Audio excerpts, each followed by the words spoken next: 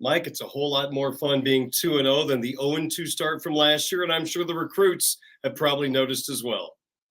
Absolutely. Times are great. I mean, what, 11 of 12 touchdowns drives for Sam Hartman? And, for the folks out there who are saying, well, you should against Navy and Tennessee State, think back to like when Tyler Buckner was in high school, Darren, and he played horrid competition. I mean, horrid competition in the San Diego Catholic League. We were all still so excited because you looked at Tyler Buckner like, wow, look at these skills.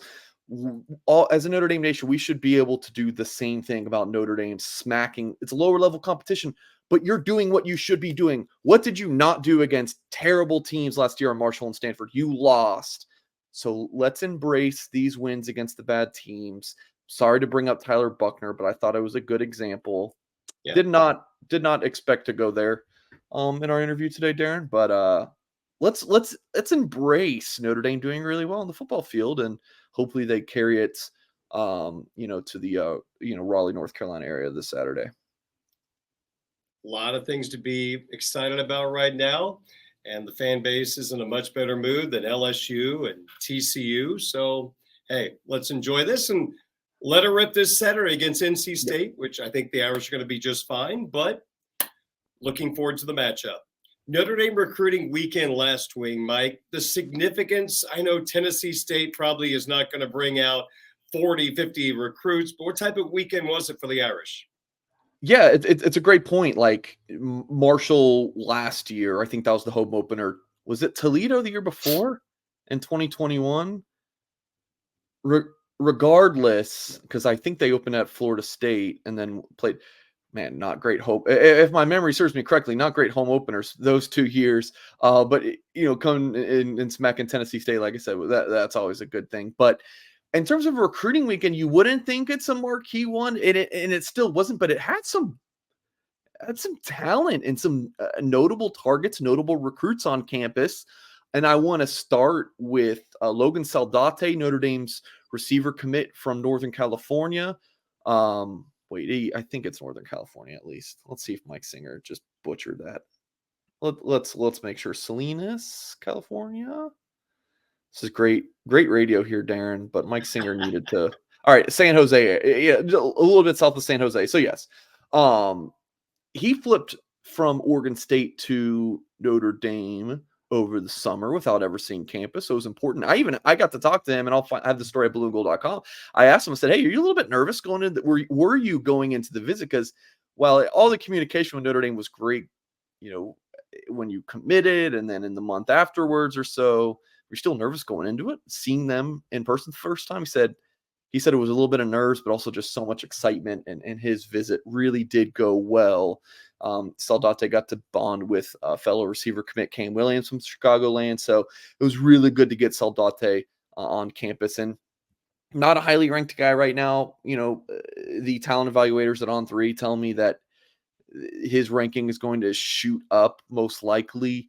So I keep a close eye on him. I wouldn't be surprised if he ends up as an On3 4-star when this cycle is all said and done. And then Darren, it's just a surprisingly strong little recruiting weekend for Notre Dame, considering Ohio State and USC are the big recruiting weekends. That's what Notre Dame is really pushing their top targets to come to. But yeah, Tennessee State still had some solid names on campus. So now let's talk about 3 Notre Dame targets who have some interesting tie-ins in terms of their family tree. Okay, yeah. So when I sent you the itinerary for what we're going to talk about today, I didn't really know how to word this, but you guys will pick up, when we go through these year names. So this was interesting. Jerome Bettis Jr. was on campus. I believe this was his fourth trip to Notre Dame since he became a recruit. But this particular weekend, my understanding, was not a recruiting weekend. He did not get to talk to the coaches. He was on Jerome Bettis Sr. business and not Jerome Bettis Jr. recruiting business. That makes sense.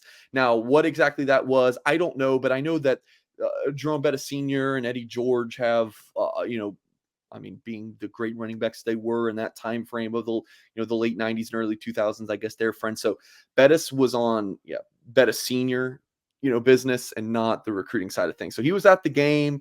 He had pictures taken by, Blue and Gold's Kyle Kelly and other reporters. You could see Bettis at the game, but it would have been a violation, I guess, if he would have spoke to the coaching staff. But still, Bettis Jr., who I'm predicting to end up at Notre Dame, was on campus, and obviously kind of an interesting tie, notable tie with his father, obviously being a former Notre Dame running back, and a great one at that. Eugene Hilton, the son of T.Y. Hilton, might make you guys feel old that, T.Y. Hilton has a son who is a junior in high school, does not have a Notre Dame offer yet, but my understanding is that Notre Dame is going to track him very closely this fall, and it would not be a surprise to see him pick up an offer, maybe later this month, October, November, whatever it ends up being.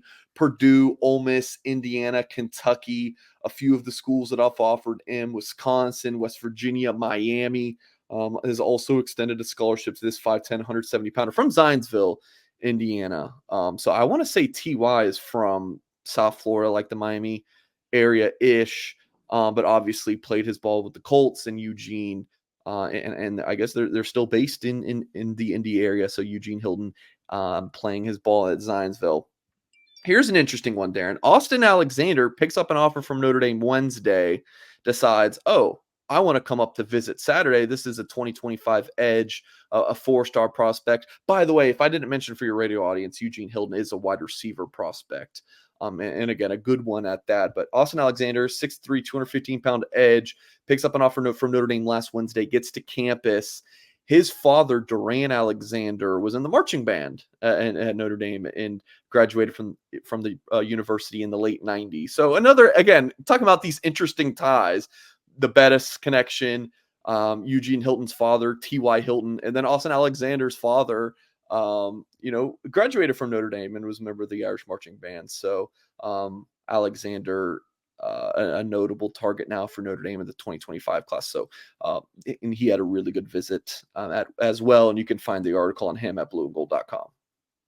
Going back to Hilton, Zionsville's becoming a little bit of a hotbed for football recruits. Zionsville's popped up several times, I think, over the last couple of years.